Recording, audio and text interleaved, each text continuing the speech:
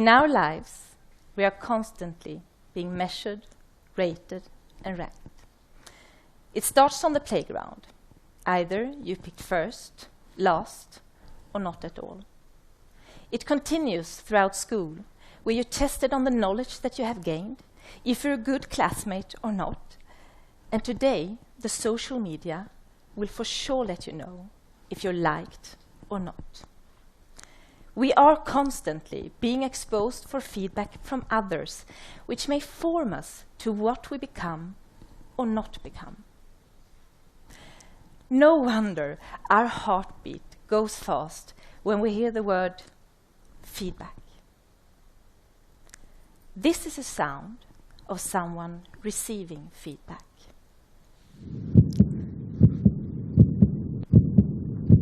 And this is a sound of someone giving feedback.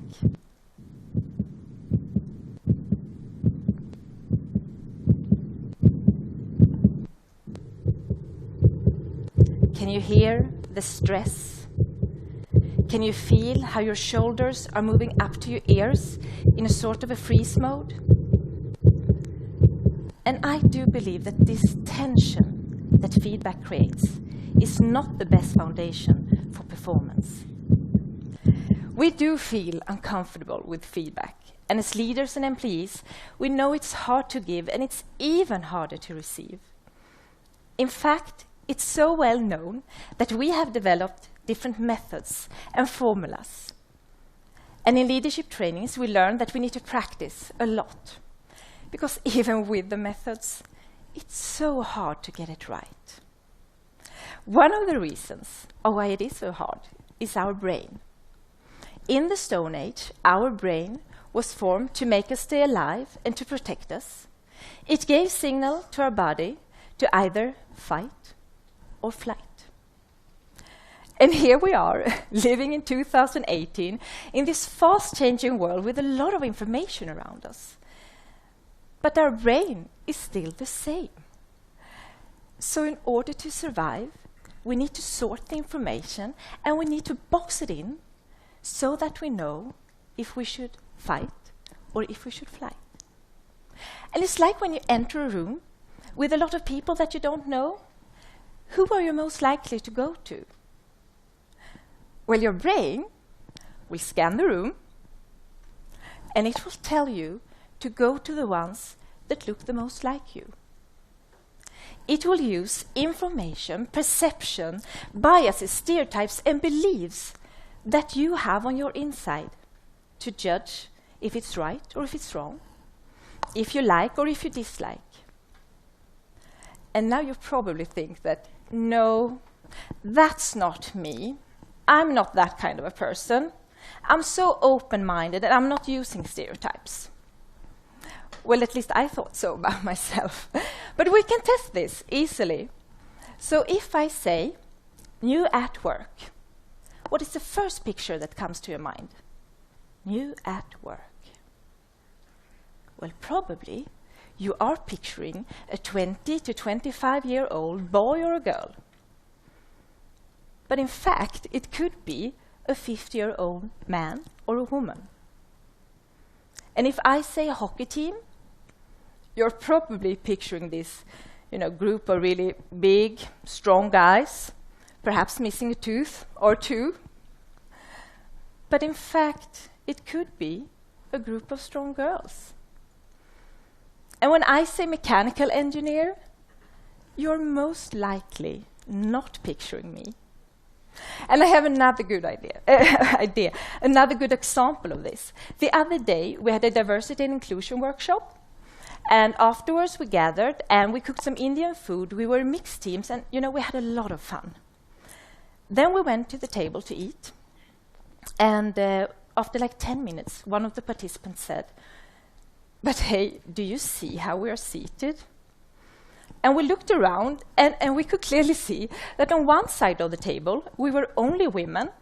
And on the other side of the table, we were only men.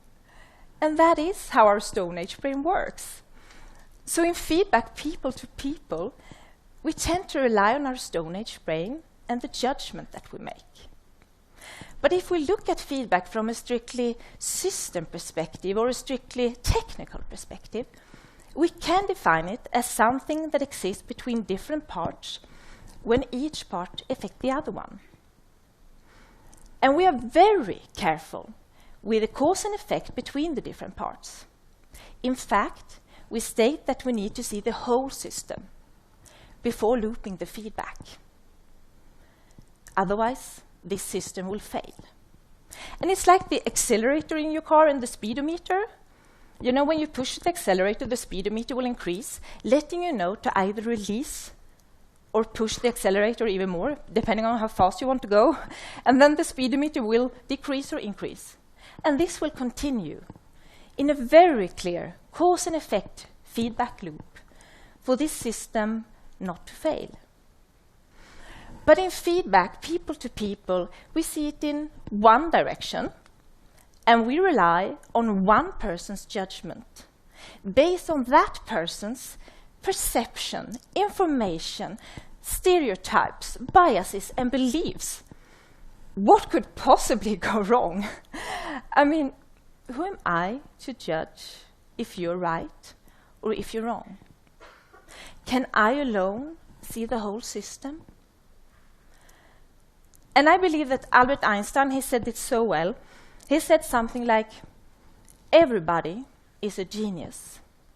But if you judge a fish by its ability to climb a tree, that fish will go its whole life thinking it's stupid. So what if we have an untapped potential in feedback for performance? And I'm not talking about feedback for recognition. You know, when we say we love each other and we build trust between each other and we appreciate each other. And I'm not talking about feedback for behavior. You know, when we have house rules that we need to keep to respect one another. No, I'm talking about feedback for performance. What if we just skip the methods and the formulas? And let's fool our Stone Age brain by disconnecting it and instead have heart-to-heart conversations. Let's switch it off, like you turn off the water or you switch off the light, and you cannot see anything. So to make it to the door, you need to feel your way forward, opening up other senses. In my team, we are very different. In fact, we are so different that we could have this endless of discussions before making a decision. It was not very productive, and sometimes we needed to break the discussions, leaving with this feeling of frustration. So it was clear we needed to do something. So we thought, you know, these Volvo Group values that we have, the customer success, the performance, the passion, the change, the trust, can we just take them off the wall and actually use them?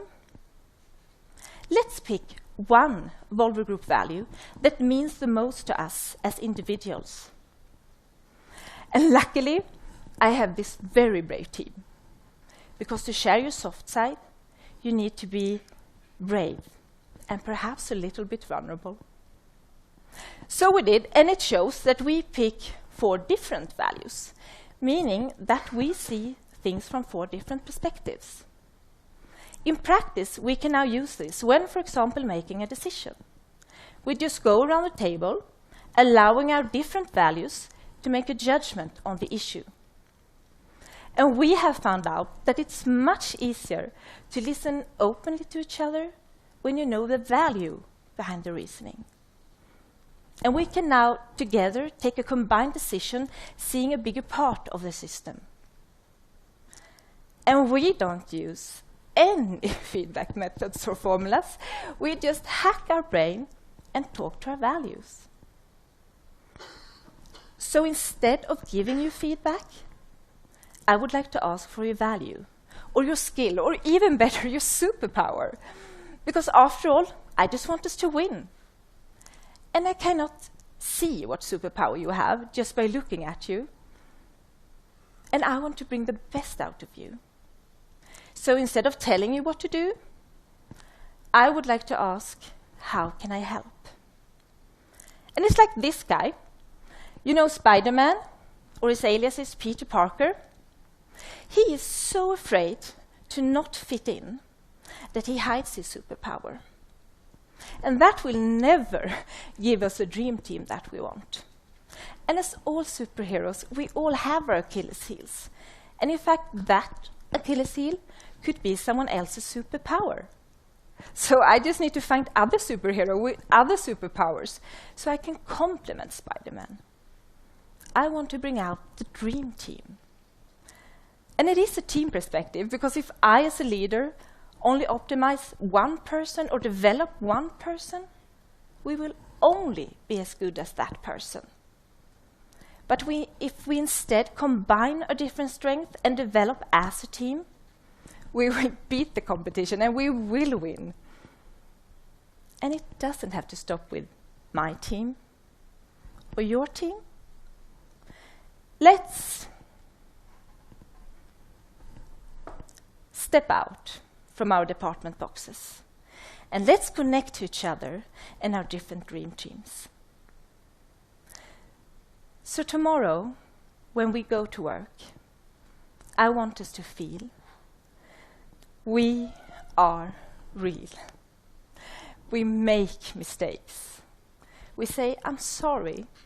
We forgive. We give second chances. We laugh. We give high fives or hugs. We go really loud. We're patient. We have passion.